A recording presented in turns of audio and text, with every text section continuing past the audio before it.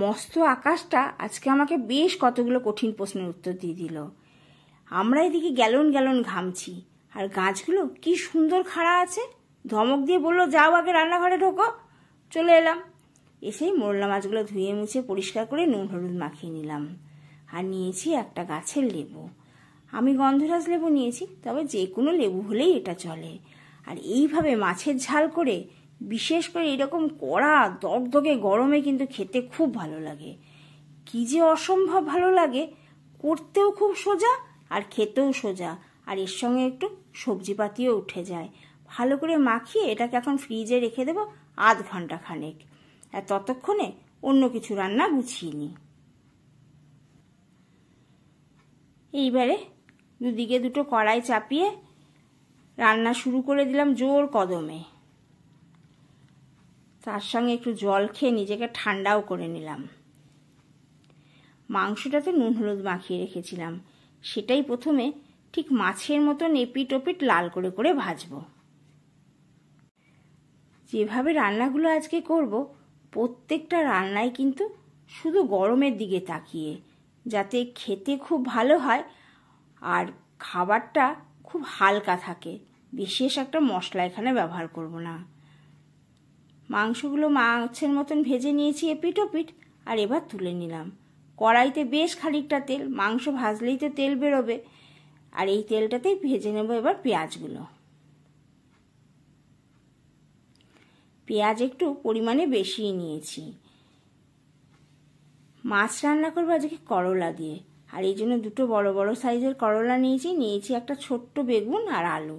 এই বেগুনগুলো কিন্তু শীতে গাছে বেশ বড় বড় হয়েছিল, আর এখন দেখছি কেমন ছোট হয়ে যাচ্ছে। যত গরম পড়ছে তত বেগুন ছোট হয়ে গেছে।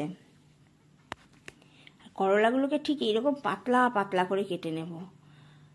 তবে এইভাবে কিন্তু মাছের ঝাল করলে একটুও তেতো লাগবে না। করলা দিয়ে করছি, তাতে কিন্তু কোনোই অসুবিধা হবে না। না বললে কেউ বুঝতেই পারে না যেটাতে করলা আছে, বা ভালো করে যখন পাততে পড়বে দেখবে তখন বুঝবো রে বাপরে, তো করলা আছে। কিন্তু তেতো একটুও লাগে না। এই যে নুন হলুদ আর একটুখানি ভিনিগার মাখিয়ে রেখে দিলাম।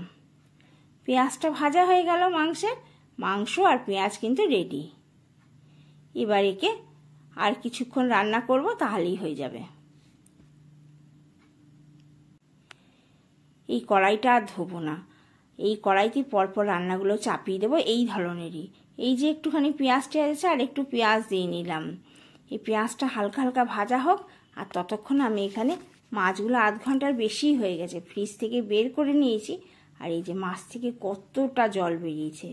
মোরলা মাছের পেট ফেলেও কখনো একটু আধটু তেতো যদি থেকে যায়, ওই জন্যই বিশেষ পদ্ধতি। আর একটু জল দিয়ে ভালো করে ধুয়ে সামান্য হলুদ মাখিয়ে নিয়েছি। মোরলা মাছগুলো কি সুন্দর রূপোর মতো ঝকঝক করছে। এবার এগুলোকে এপিট ওপিট হালকা করে ভেজে নেব, কড়া করব না। আর পেঁয়াজটা আমার এদিকে ভাজা হয়ে গেছে, দেবো খানিক ক্যাপসিকাম পাতলা পাতলা করে কেটে। এইভাবে মাছের আজকে অনেকটা তেল এনেছে, মাছের তেলটাই ভাজবো। মাছের তেলটাকে ছোট ছোট করে টুকরো করে নিয়েছিলাম, তাতে নুন আর হলুদ দিয়ে দিলাম। আর এবার ওটা ভাজা হতে থাক। প্রথম যে মাছগুলো দিয়েছিলাম ভেজে তুলে নিয়েছি, আর এক সেট মাছ দিয়েছি। আর এদিকে মাছের তেলটাও প্রায় ভাজা হয়ে এসছে। এই লাল লালগুলো কিন্তু কাঁচা লঙ্কা, দুটো লঙ্কা চিড়ে দিলাম। আর এবার দিলাম একটু পোস্ত। একদম যখন নামাবো তখন গ্যাসের আঁচটাকে একদম ঢিমে করে দিয়েছি, আর দিয়ে দিলাম একটুখানি ধনে পাতার উপর থেকে পোস্ত। এদের আর বিশেষ ভাজবো না, শুধু গুটি পাটি এবার তুলে নিলাম এই টিফিন বাটির মধ্যে। এই যে মাছের তেলটা গরম থাকে, এতেই যে পোস্তটা একটু ভাজা ভাজা হয়ে সুন্দর একটা গন্ধ হবে, তাতে কিন্তু দুর্দান্ত লাগবে গরম ভাতে খেতে। তবে এই তো গরমে আর গরম ভাত না, সে ভাতটা ঠান্ডাই হোক আর যেমনই হোক, খেতে কিন্তু অপূর্ব লাগে। উচ্ছে থেকে দেখুন কেমন জল বেরিয়েছে, আর এতেই কিন্তু তেতোটা চলে গেল। আর এবার আরেকটু জল দিয়ে ভালো করে চটকে জলটা ফেলে দিলে একদম তেতো ভাবটা থাকবে না। তবে উচ্ছের যে একটা গন্ধ, সেটা সুন্দর থাকবে। দিলাম সামান্য মেথি, একটু রসুন কুচি। একটুখানি নেড়ে চেড়ে লাল লাল হয়ে এলেই এতে এবার দিয়ে দেবে একটু আদা কুচি। একেও একটু নেড়ে নেবো। আর যা গন্ধটা এই সময় বেরিয়েছে, খুব ভালো লাগে। এবার দেব 1 মুঠো পেঁয়াজ।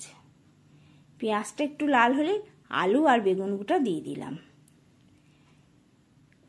আলু বেগুন দিয়ে সামান্য নেড়ে চেড়ে একটু লাল লাল হলে এবার দিয়ে দিয়েছি উচ্ছে। সবজিটা সেই মিডিয়াম আঁচেই ভেজে যাচ্ছি।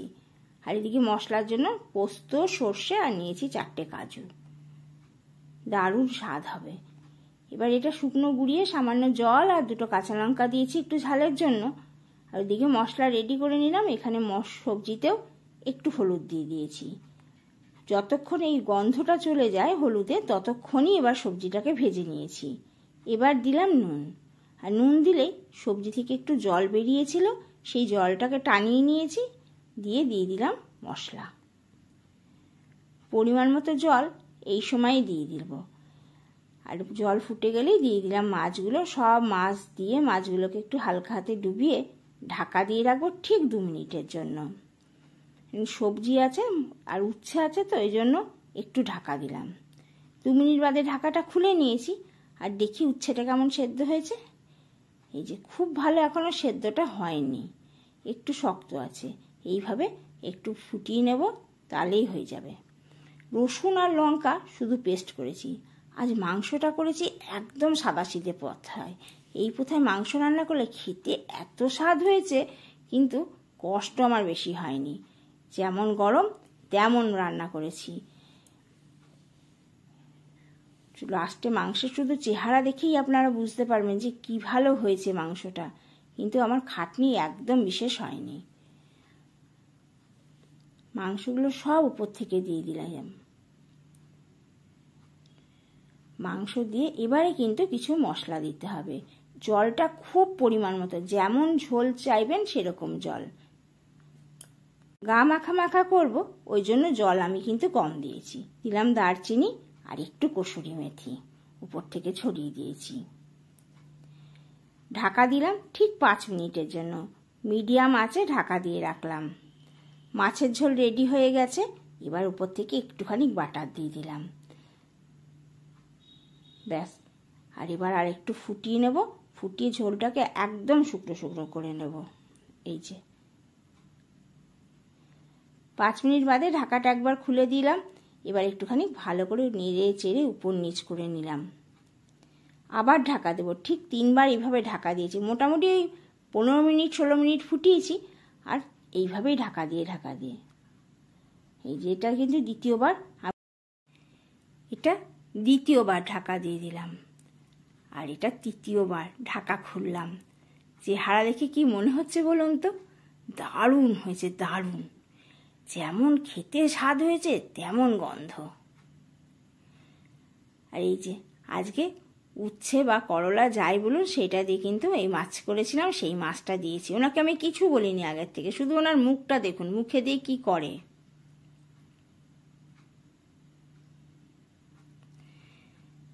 খেয়ে বলছে দুর্দান্ত হয়েছে। আজকে তবে আসি, নমস্কার। শুধু আমরা না, সকলেই শান্তির একটু খোঁজ করছে এই গরমে।